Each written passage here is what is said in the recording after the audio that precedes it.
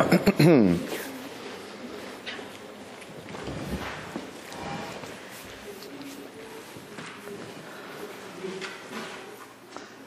evening, Ornava. I have a phone here that's ringing, whoever it belongs to. I guess we'll just leave it. Is that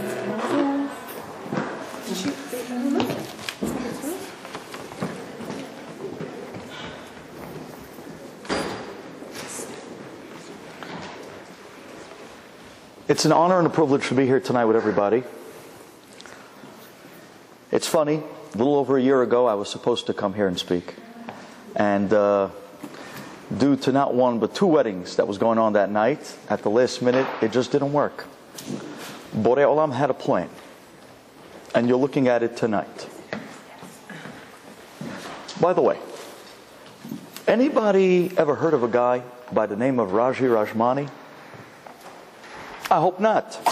You see, this Raji Rajmani, he was an Iraqi terrorist. He was famous, but yet infamous.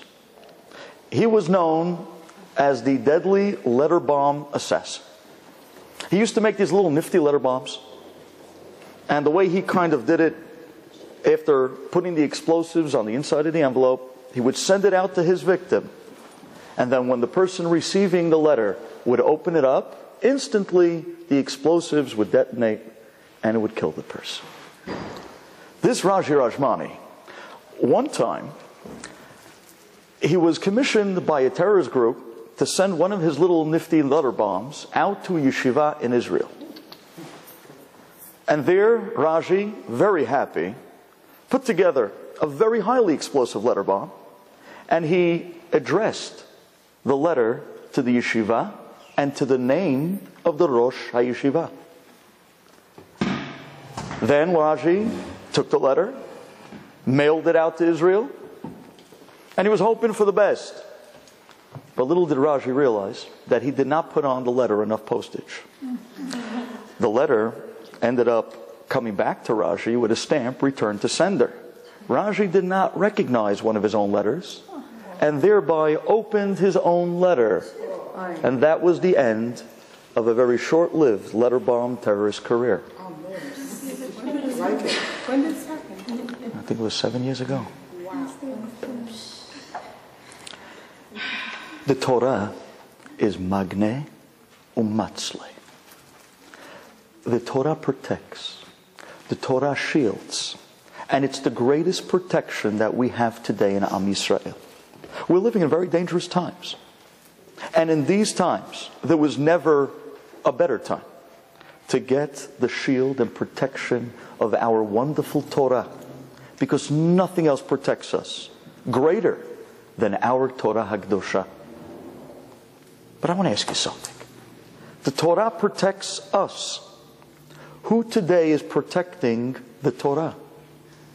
Who are the guardians today of the Torah? I want to tell you tonight something incredible.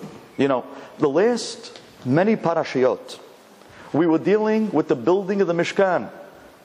The Mishkan had these magnificent kelim, but wait. There was one of the kelim that was probably what you would call the keli that stole the show. The keli is one of the utensils, and the many different things that were put into the Mishkan, one of them was more exquisite than all. And that was the Aron, the Ark. This ark, this Aron, was made out of 3 boxes. 2 were gold, 1 was wood. On the top of this magnificent golden box, there lied the Kruvim, the cherubs, with children's face. Each one looked at the other and hugged each other, showing the love of the Jewish people. But wait, on the inside of this golden box, there was the treasure of all treasures, the treasure of the Jewish people, the Luchot, the Torah Hagdosha.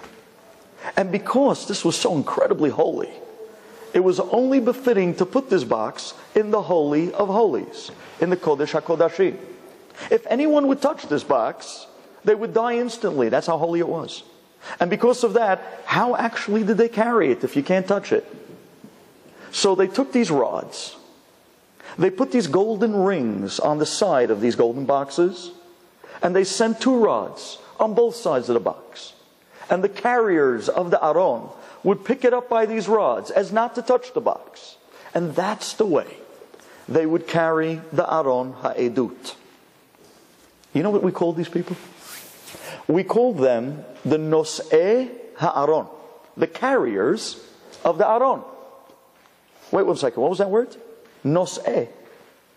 In Hebrew, the word Nos'eh means to carry, but the same letters means Nos'et, Nisat, Nisu'in. It means marriage.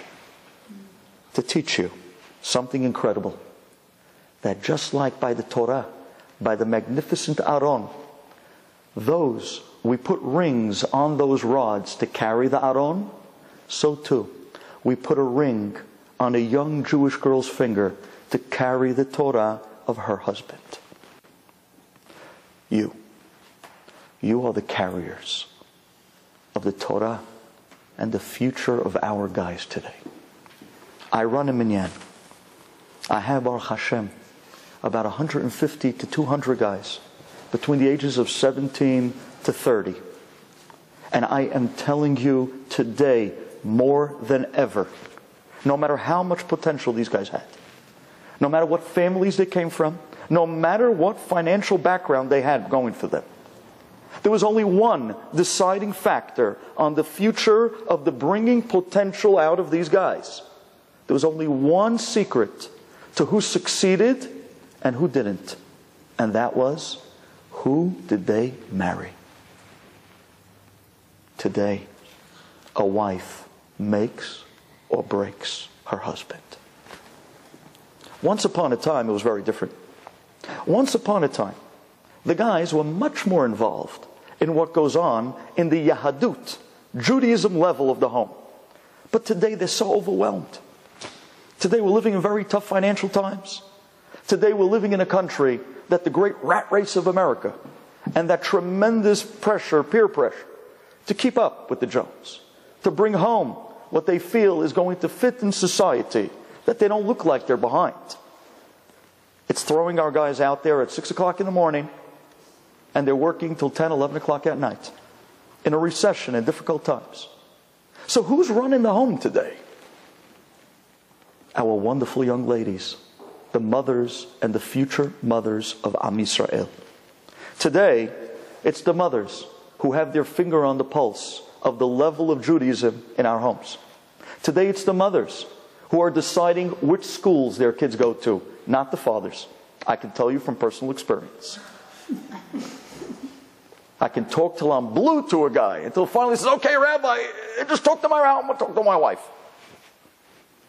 Today, it is the wife that's the sole driver of the level of Yahadut, of Yiddishkeit, of Judaism in the home. Our kids, our husbands, our homes. It's in your hands. What are you going to do with it?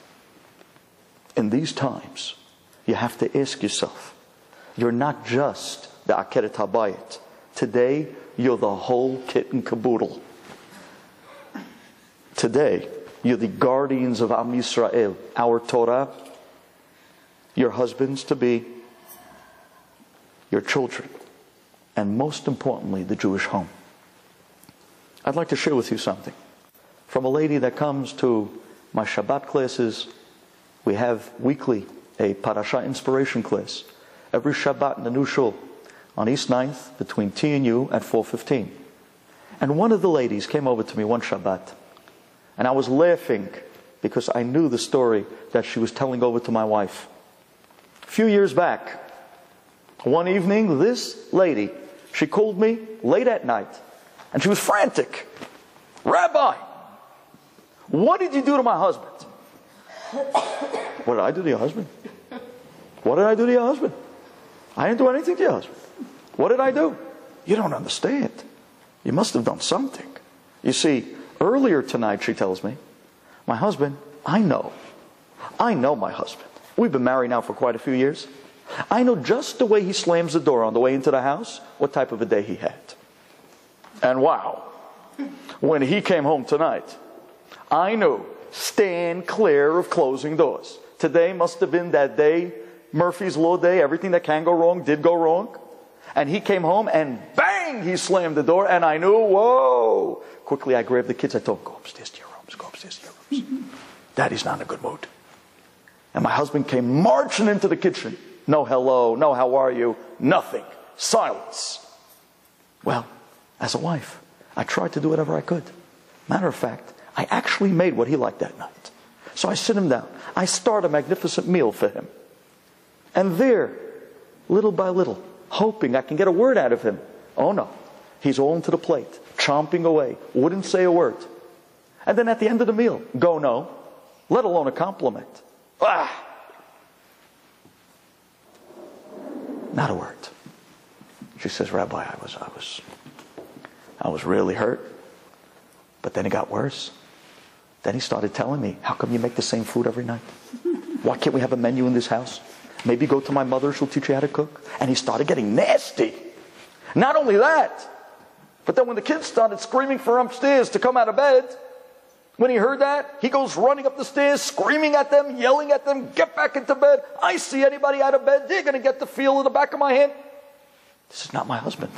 Who is this guy? So you know what I did? I did what every wife should do. I said, honey, go to a share. I threw him out of the house. I told him, get out. Go to the rabbi. You're his problem. She says, Rabbi, I want to tell you something. That night, I sent him to shiur by you and shul, not because really I was thinking about his learning. I just wanted him out. Just get out. He was a monster. She says, but then something crazy happened. Later on that night, when he came back from the shiur, I hear the front door open, and gently the front door closes. And then he comes into the house. He walked up to me and he said, honey, I was totally out of line. I feel terrible. I'm apologizing. Come, let's sit down. Let's talk.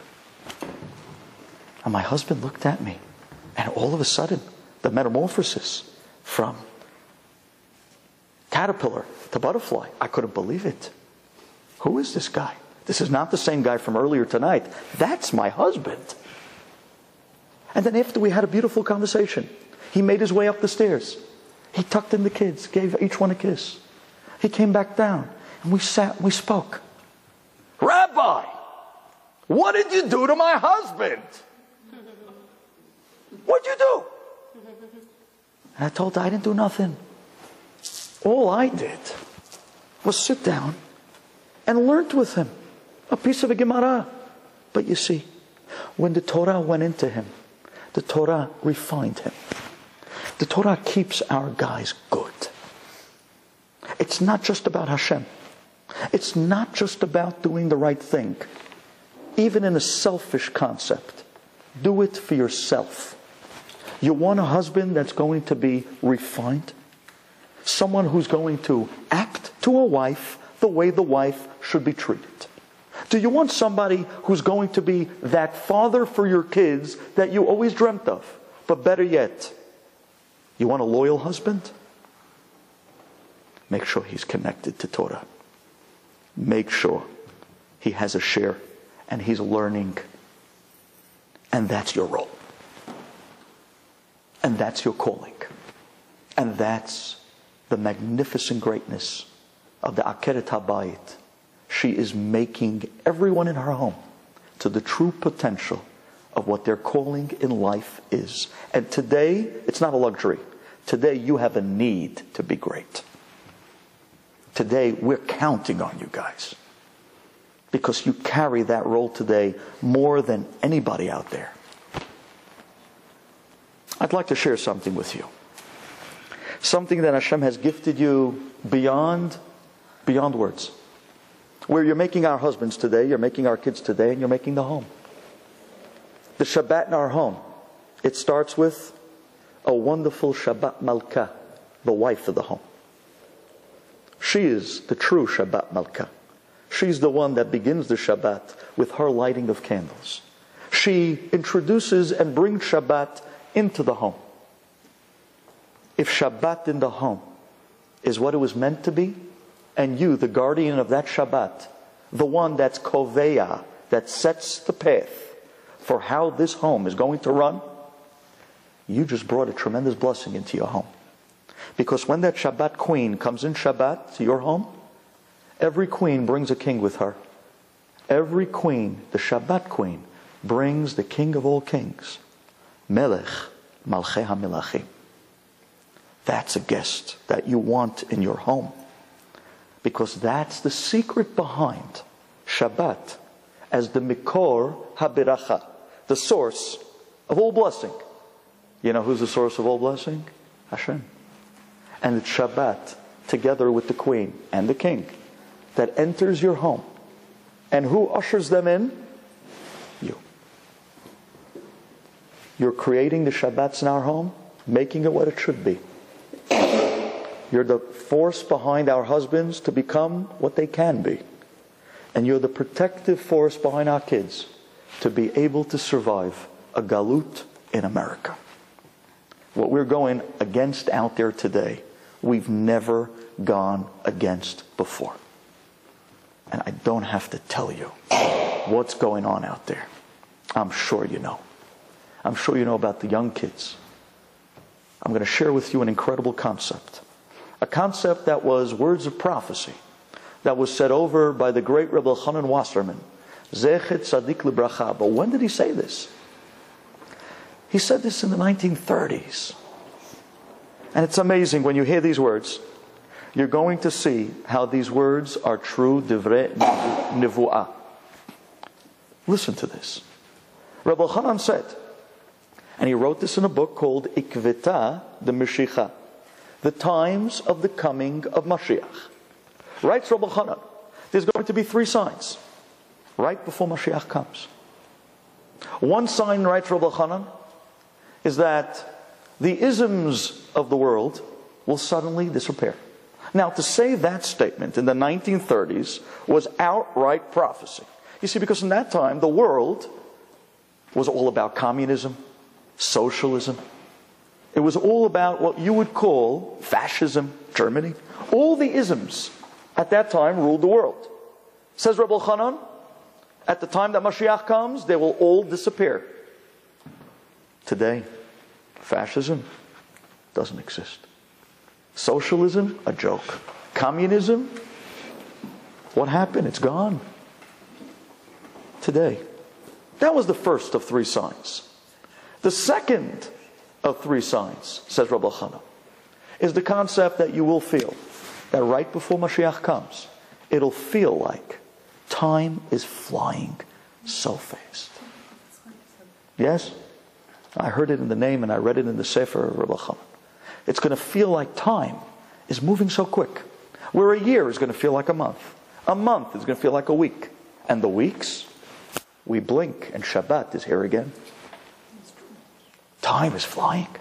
To the extent that he says, it's going to feel like a voice is crying out to the hand that turns the wheel of time and screaming, faster, faster. Time is moving so quick. And today we feel that more than ever. And then finally, the third of 3 signs for the coming of Mashiach. And that is, says Rabbi Chanan, you're going to see like never before that there's going to be a war over each and every child of the Jewish people. Our young men and women today, and what they're going up against, and what we have to face out there, and what's sweeping our kids away from Judaism. Never before in time did we ever have concepts like teens at risk. Never before in time, the literal yeshivot and Bet Yaakov. Nobody's safe today. Doesn't matter how religious of a home you came from. Today, everybody is going out against a monster of Yetzer Hara. Today we're fighting for every child. Every single kid. Who's the future? The mothers of these children. There's no question in the world. You're the ones that are guarding the guys, making sure they stay connected to Torah.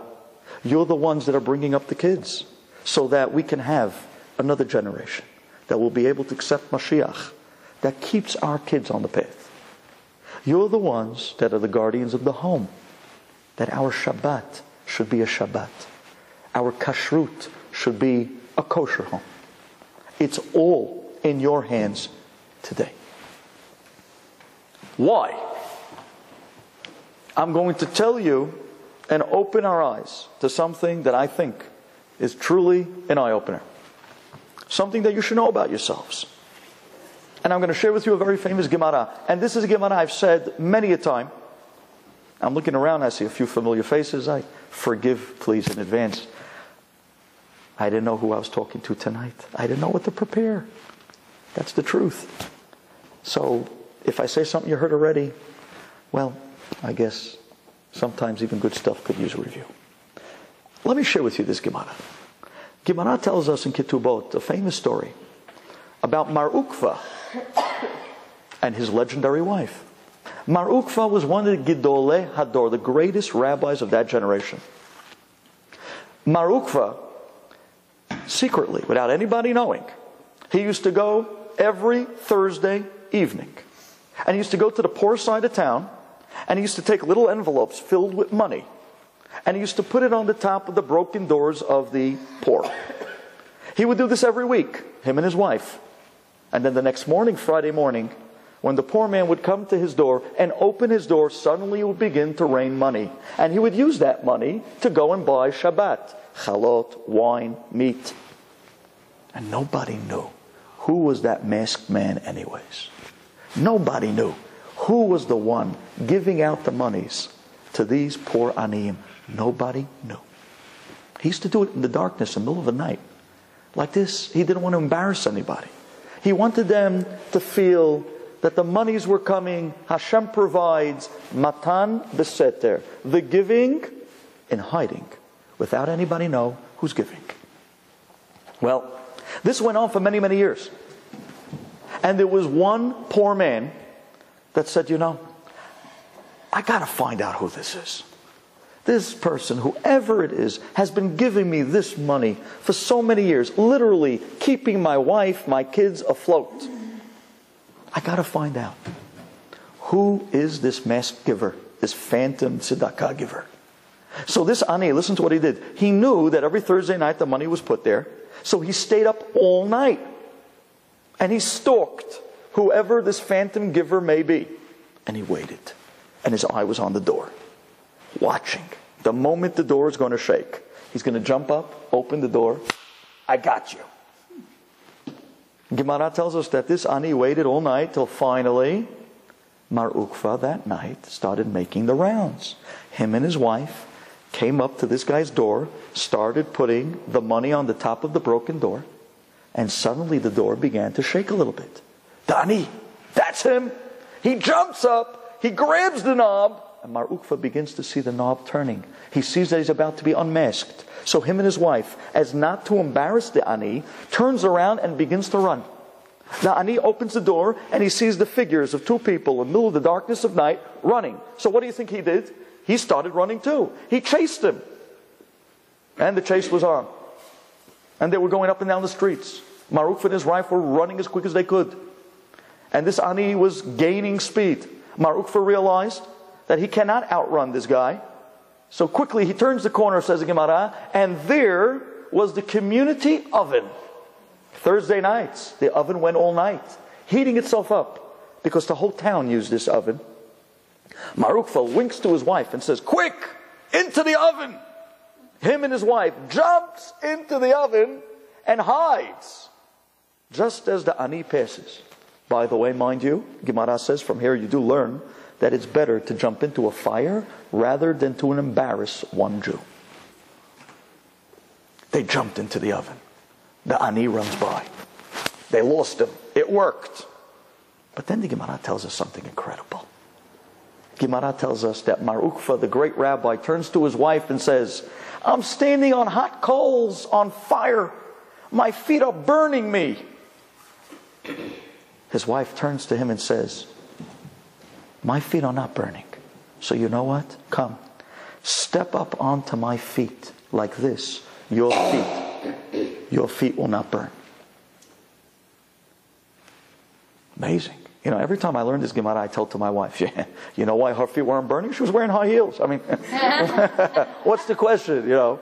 But okay, we'll leave that. But bottom line, she turns and says to him, come, step on my feet. He steps up onto her feet.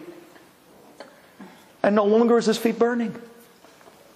So the Gemara says that Marukva, the great rabbi, he turns to his wife and says, I don't get this. I just don't get this. How come my feet are burning and your feet are not burning? This doesn't make sense. And you know what she answers him? Incredible concept. She tells him, when a poor man comes to the door, what do? Well, you stick your hand in your pocket, pull out some money, and you hand him money. Could this hungry poor man eat the money? No. He first has to take the money. He has to go to the store, to the marketplace. And only then does he buy food. Then he's finally satiated. So your tzedakah comes in a two-step process. However, says the wife, when I answer the door, and an ani, a poor man, comes to knock on my door, I don't give him money. I go to the fridge. I give him all the food we got. Because of that, my tzedakah is a one-step process. It's more direct. And because of that, I have a bigger mitzvah than you.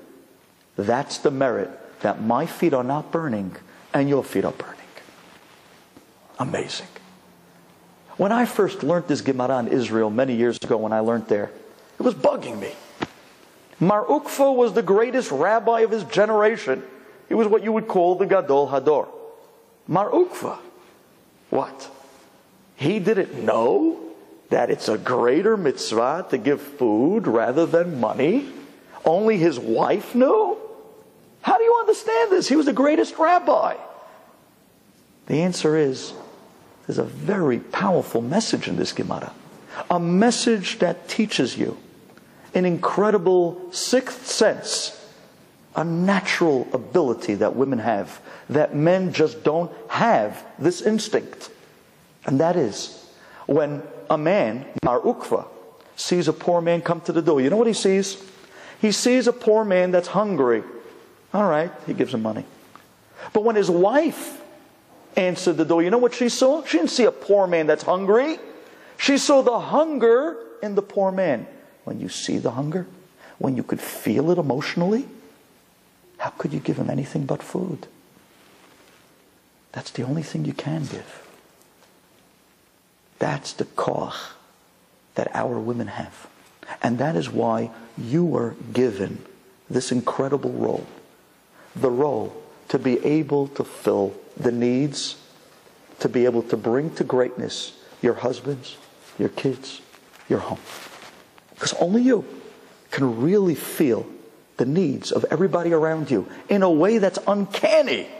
And you know how to answer it? Direct. It's amazing. To me, it's mind-boggling. Every time we have a baby, the baby is crying. I don't know what to do with the baby. I don't know the difference between the baby crying because the baby needs to be changed, the baby's crying because it needs to be fed, the baby's crying because it's colic. I don't know. But somehow or other, my wife, she knows exactly what that baby needs. One time the baby cries, oh, the baby has to be fed. One time, the baby has to be changed. How do you know that? I hear the same cry. To me, it's the same, what is it? How do they hear it different? But that's an unbelievable power. That's an incredible sense. It's a bina yetera that women were given that men just don't have. And with that comes tremendous feel and emotion that they're able to pick up not just on the logic, but the vibes of the needs of others and answer it perfectly. That's why you got this great job. That's why we were put in your hands, not vice versa. So because of that, I want you to understand your tafkid, your job today. Because today we're relying on you more than ever. You have to hear this. Please, open your hearts. In Europe, the way that you got a kid, one of your children, into a yeshiva is similar than the way it is today. The child would come, he'd get a test from the head rabbi, and if he is good in learning, and he's holding on the level of the yeshiva, they would accept him. If he's lacking and behind, they wouldn't. So, one day, a man walks into the great yeshiva of the Gadol Hador in Europe, Rabbi Baruch Ber. And he walks up to the great Rosh HaYeshiva, and he's holding his young son's hand. And he says to the Rosh HaYeshiva, Harav, please, test my son. Please. Because I'd like him to come to your school. Give him an entry exam. The rabbi said, okay, sit down. He sits the boy down, and he starts giving him the exam. And he starts testing him on a piece of a Gemara. After a few minutes, the rabbi sees that the boy is really not as advanced as where the school is holding. And because of that, the rabbi says to him, I think that it would be better for your son if he waited another year. He's not yet ready for this yeshiva. It's a little bit too advanced. We can't accept him yet. But next year, if you come back, maybe we'll accept him. The father said, okay, listen, we tried. Takes his son and he goes home. He comes home to his wife. So, when is our son going to the great yeshiva? The great rabbi, Rabbi Baruch Ber. The husband says, well, I don't know how to tell you this. He really didn't do that good on his entry exam. And because of that, the rabbi said, it would be better if he waited another year. He's not accepting him yet. What? He's not taking our son?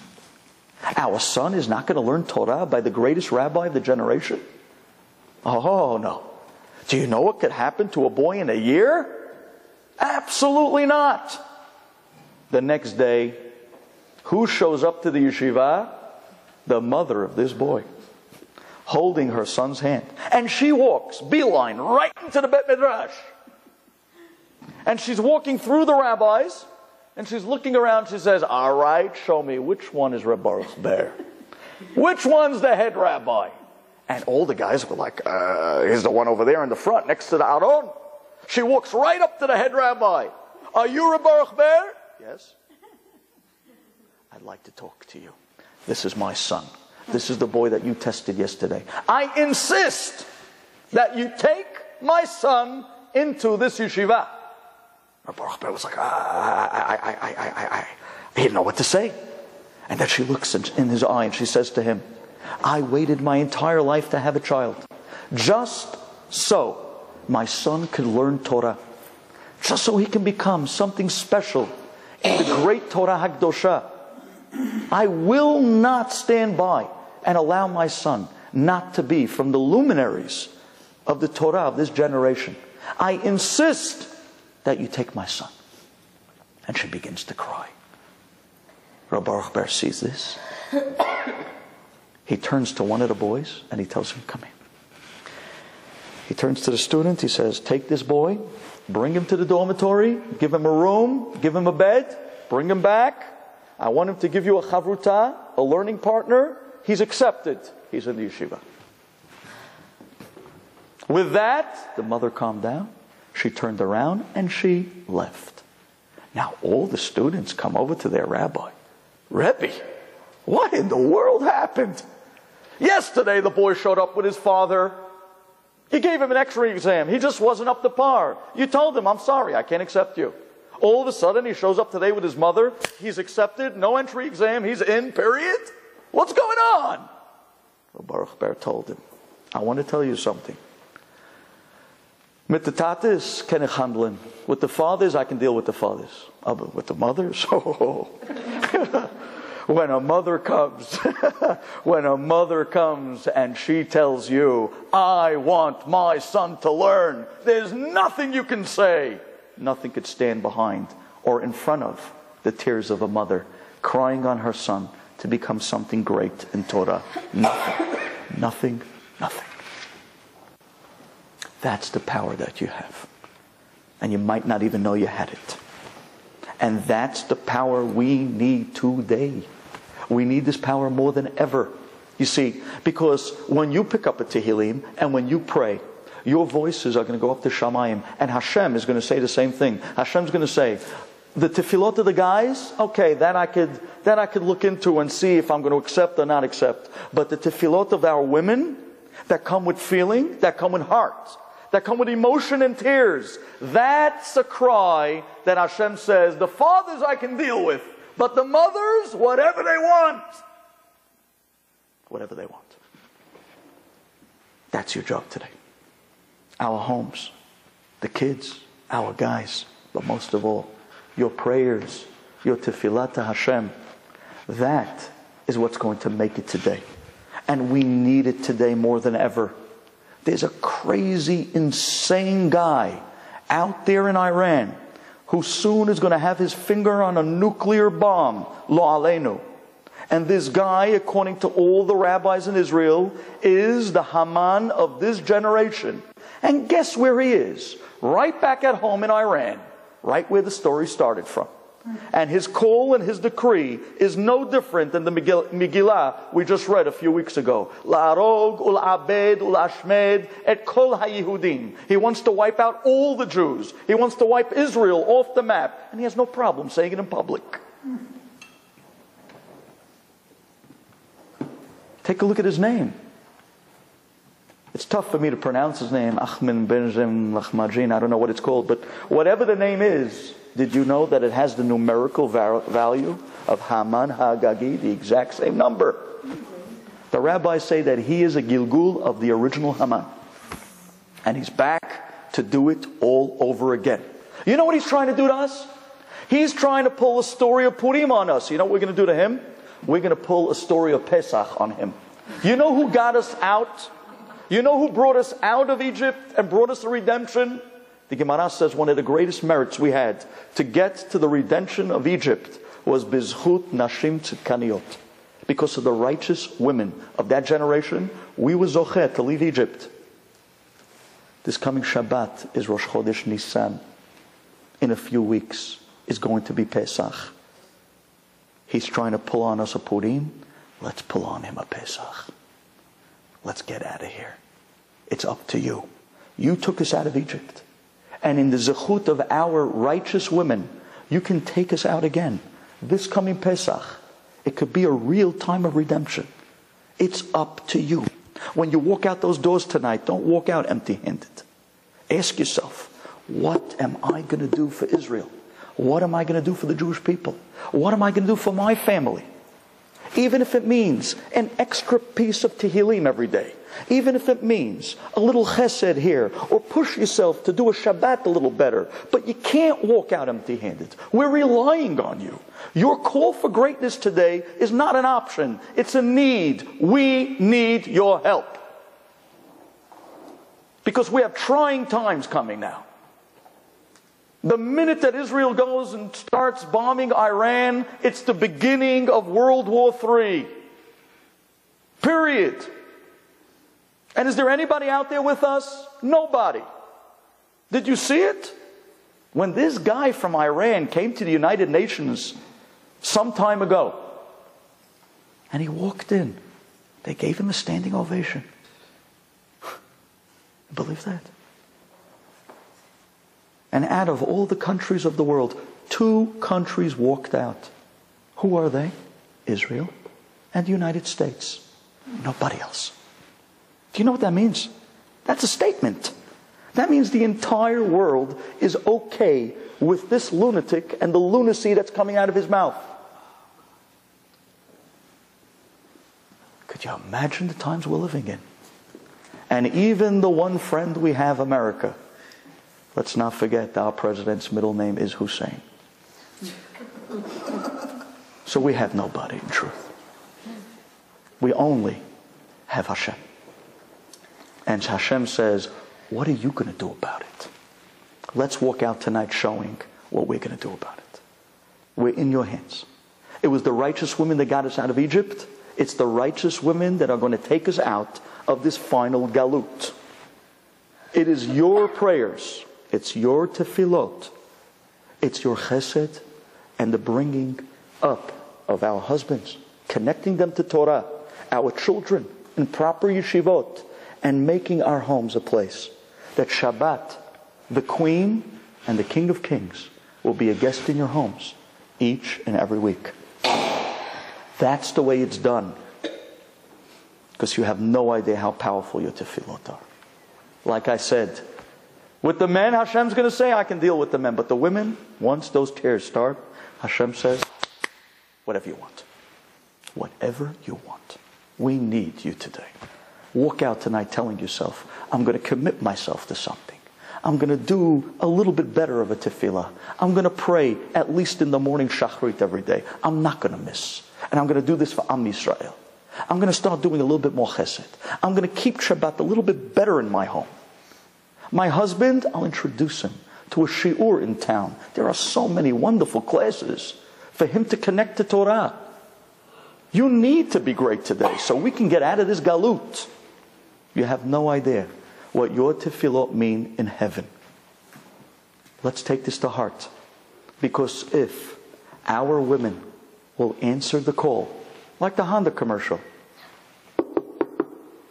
Hey, it's Mr. Opportunity and I'm knocking. This is the opportunity of a lifetime. This Pesach could be the end of it all. We could be Zocheto Mashiach. We're relying on you. Thank you so much for listening. Thank you.